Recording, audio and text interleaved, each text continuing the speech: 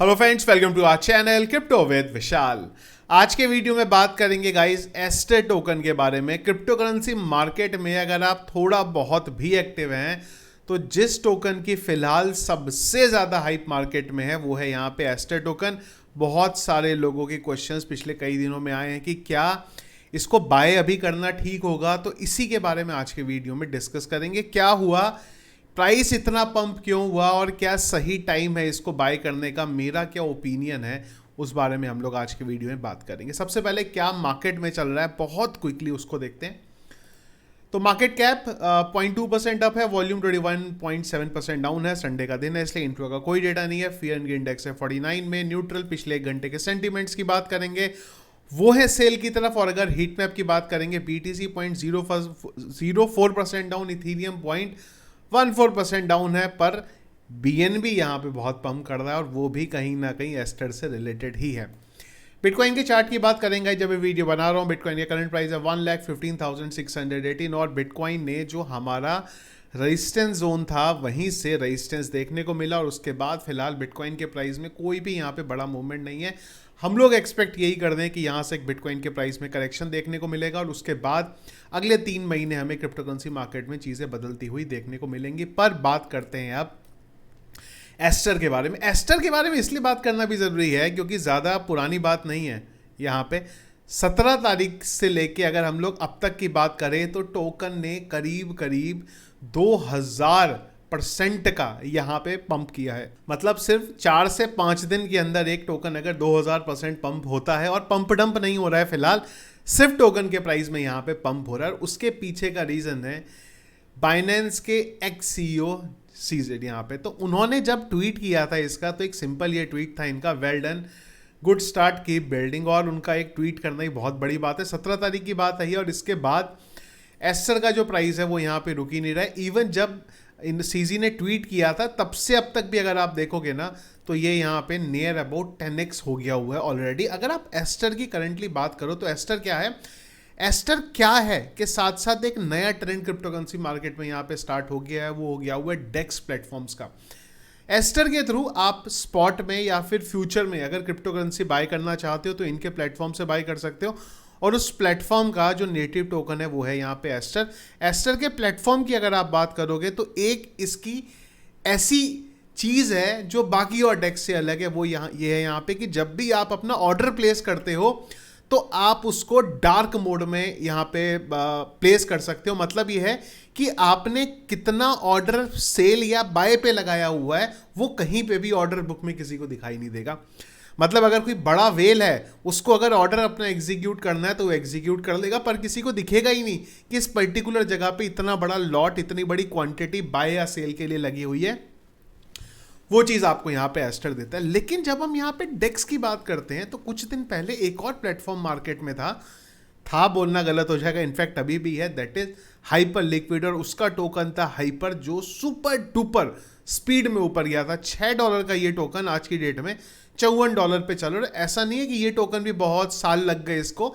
अगर आप यहाँ पे देखोगे तो नवंबर दिसंबर की बात थी, उसके बाद प्राइस ऊपर गया और उसके बाद यहाँ पे अप्रैल से हम लोग इसका प्राइस यहाँ पे ऊपर लगातार देखते जा रहे हैं।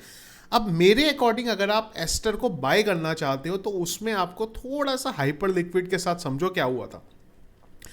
अगर आप हाइपर लिक्विड के साथ भी देखोगे तो वो प्राइस बढ़ा था और उसके बाद नीचे आया था यहाँ पे। तो मैंने अभी तक एस्टर में कोई भी बाइंग नहीं करी है। उस जगह से चला गया मुझे ताकि शायद नीचे आएगा, वो ना इसका ये वाला जोन था। हाँ, ये एक एरिया था एस्टर का जहाँ पे मैंने पर्सनली थोड़ा प्लान बनाया था एस्टर को लेने का, जहाँ पे मुझे ये था कि शायद प्राइस और थोड़ा नीचे जाता हुआ देखने को मिलेगा। उसके बाद मैं एक बार एस्टर में एंट्री बनाऊंगा, आपको बताऊंगा। पर वो प्राइस नीचे की तरफ आया ही नहीं, वो सीधा की सीधा ऊपर चला गया। क्या $1.7 के प्राइस पे एस्टर को बाय करना चाहिए? मुझे लगता है फिलहाल नहीं करना चाहिए, क्योंकि अब क्या हो रहा है, मार्केट में बड़ी बड़ी वेल्स यहाँ पे एंट्री ले रही हैं।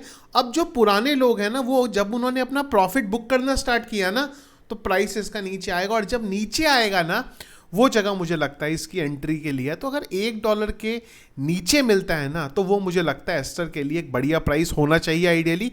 ये रेंज जो आप देख रहे हो ना, ये 0.6 से लेके 0.8 वाली, ये मुझे लगता है यहाँ पे हम लोग अपनी एंट्री बनाएंगे। अगेन क्या चीज़ें चल रही होंगी एस्टर की, उस बेस पे मैं आप लोगों को बता दूंगा कि मैं अपनी एंट्री यहाँ पे बना रहा हूँ। फिलहाल मैं एस्टर से दूर हूँ, अभी मैं कोई भी एंट्री नहीं बना रहा हूँ। मैं पर्सनली वेट कर रहा हूँ एक एस्टर के प्राइस में करेक्शन लेने का। ऐसा नहीं है कि सीधा भी यहाँ पे उड़ता ही जाएगा, क्योंकि कई जगह पे एस्टर का कंपैरिजन बीएनबी के साथ भी हो रहा है कि जब बीएनबी इतना ऊपर गया था तो एस्टर भी यहाँ पे जाएगा।